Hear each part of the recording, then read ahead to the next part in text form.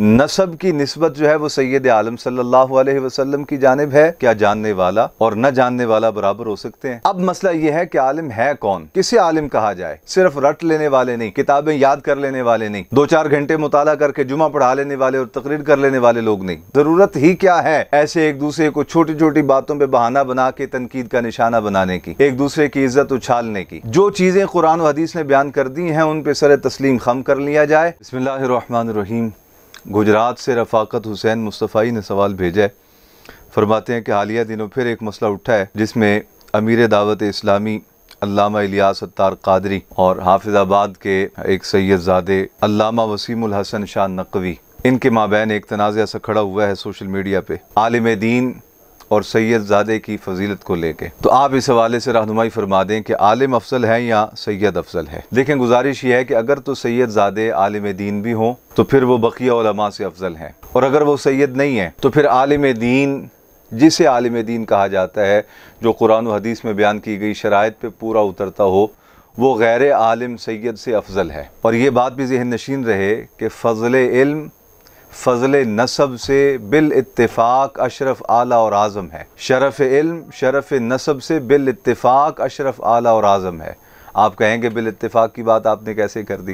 तो इसलिए की है कि देखो, एक इत्तिफ़ाक़ है बंदों का और एक इत्तिफ़ाक़ है जिस पे पूरी उम्मत मुज्तमे है अल्लाह रब्बुल आलमीन वहदहू ला शरीक का कलाम होने की वजह से। देखें, इस कैफियत को अल्लाह रब्बुल आलमीन ने खुद कुरान मजीद फ़ुरक़ान हमीद में सूरह ज़ुमर में इरशाद फरमाया, महबूब आप इनसे कहिए, हल यस्तविल्लज़ीना यालमून वल्लज़ीना ला यालमून, क्या जानने वाला और न जानने वाला बराबर हो सकते हैं? खुद भी अल्लाह फरमा सकता था, लेकिन महबूब से कहा ताकि लोगों के लिए समझने में आसानी हो जाए। तो जवाब यह है कि आलिम और गैर आलिम कभी भी बराबर नहीं हो सकते। और दूसरे मकाम पे सूरतुल मुजादला में इरशाद फरमाया, यरफ़इल्लाहुल्लज़ीना आमनू मिनकुम वल्लज़ीना ऊतुल इल्म दरजात। दो चीज़ें बयान की, एक फरमाया कि हम उनके दरजात बुलंद कर देते हैं जो ईमान लाते हैं तुम में से, और दूसरा फरमाया उनके दरजात बुलंद कर देते हैं जिनको इल्म दिया जाता है। तो गोया इल्म वाले कुरान मजीद की नस्ख़ क़ती से नसब वालों से अफजल हो गए, इसलिए कि यरफ़इल्लाहुल्लज़ीना आमनू मिनकुम, नसब की निस्बत जो है वो सैयद आलम सल्लल्लाहु अलैहि वसल्लम की जानिब है, इल्म की निस्बत अल्लाह रब्बुल आलमीन की जानिब है। यरफ़इल्लाहुल्लज़ीना आमनू मिनकुम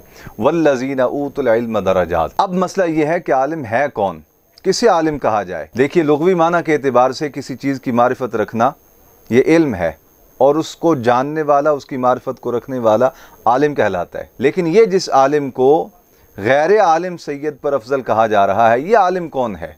क्या सिर्फ जानने वाला, किताबों को रट लेने वाला, याद कर लेने वाला मुराद है इससे? नहीं। कुरान से पूछे तो कुरान कहता है, इन्नमा यख्शल्लाह मिन इबादिहिल उलमा, कहा मेरी मखलूक में से, मेरे बंदों में से जो मुझसे डरने वाले हैं वो हकीकतन आलिम लोग हैं। तो गोया कुरान के मुताबिक आलिम लोग वो हुए कि जो अल्लाह की खशियत रखने वाले हैं, अल्लाह से डरने वाले हैं, सिर्फ रट लेने वाले नहीं, किताबें याद कर लेने वाले नहीं, 2-4 घंटे मुताला करके जुमा पढ़ा लेने वाले और तकरीर कर लेने वाले लोग नहीं, बल्कि जिनका रुआ रुआ अल्लाह की मोहब्बत में, अल्लाह की खशियत में, अल्लाह की इताअत और अल्लाह के खौफ में डूबा हुआ हो, कोई अमल अल्लाह की नाफरमानी का न करते हो। हज़रत इमाम अहमद बिन हम्बल रज़ी अल्लाह तआला अन्हु हज़रत बिशर हाफ़ी की खिदमत में जाया करते थे।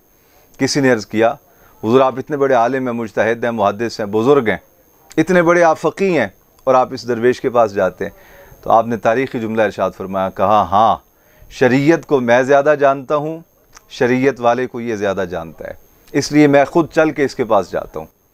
ऐसे जो आलिम हैं, जो अल्लाह की मोहब्बत में, अल्लाह की खशियत में जिनकी ज़िंदगी का एक एक लम्हा सरफ़ होता है, उनके मुतालिक तिरमिज़ी शरीफ में मेरे आका ख़ुद इरशाद फरमाते हैं, हुज़ूर ने इरशाद फरमाया, फ़द्लुल आलिमी अलल आबिद का फ़द्ली अला अदनाकुम, फरमाया आलिम की फ़जीलत आबिद पर ऐसे है जैसे है सहाबा मेरी फ़जीलत तुम में से किसी अदना पर।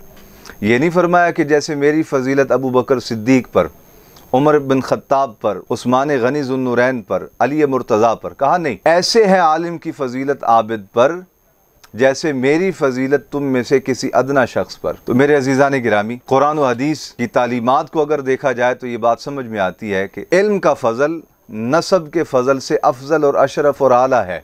लेकिन मसला ये है कि ज़रूरत ही क्या है ऐसे एक दूसरे को छोटी छोटी बातों पे बहाना बना के तनकीद का निशाना बनाने की, एक दूसरे की इज़्ज़त उछालने की।